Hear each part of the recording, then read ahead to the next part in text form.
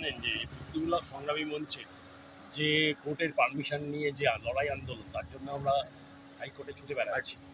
আজকে আমাদের হাইকোর্টে আসা ছিল, এবং যাতে দ্রুত, যেহেতু আমাদের নাম্বারটা অনেকটা পিছনে, 77 আমাদের নাম্বার ছিল, সেই কারণেই আমরা তাকে দ্রুত যাতে এগিয়ে নেওয়া যায়, নিয়ে তার জন্য যা যা করণীয় আমাদের যিনি উকিলবাবু, অর্থাৎ শামীম আহমেদ, তার সঙ্গে আমাদের যে ল সেকশন দায়িত্বে আছেন সমর প্রামাণিক, না শামীম আহমেদ, তার সঙ্গে আমাদের ল সেকশনের যে দায়িত্বে আছে কমরেড সমর প্রামাণিক, তিনি হচ্ছেন কথা বলেছেন আজকে। সেই কারণেই আমার সঙ্গে একটু কথা হয়েছে,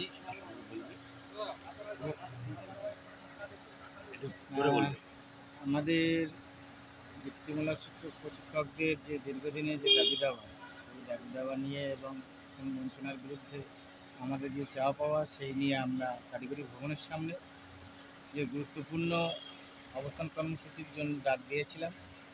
পুলিশ প্রশাসন বিভিন্ন কারণ দর্শিয়ে সেটা অনুমতি দেয়নি, তাই আমরা হাইকোর্টের দ্বারস্থ হয়েছি। আমরা বেশ কয়েকদিন আগে আমরা আমাদের পিটিশন ফাইল করেছিলাম আমাদের এই কর্মসূচি যাতে অনুমতি দেওয়া হয়।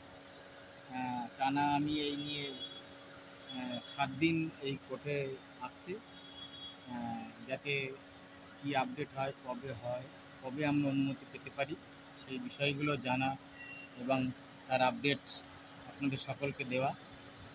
আজকে একটা আমাদের কেসটা ফাইনাল রায় হওয়ার সম্ভাবনা ছিল, যাতে আমরা আমাদের যে দাবি দাবা নিয়ে কর্মসূচি সেটা আমরা করতে পারি সুষ্ঠুভাবে। কিন্তু আমাদের কেসটা 76 নম্বরে থাকার কারণে তার আগে অনেকগুলো কেস আছে, স্বাভাবিকভাবে আজকেও আমরা সেই নাম্বারে পৌঁছাতে পারিনি।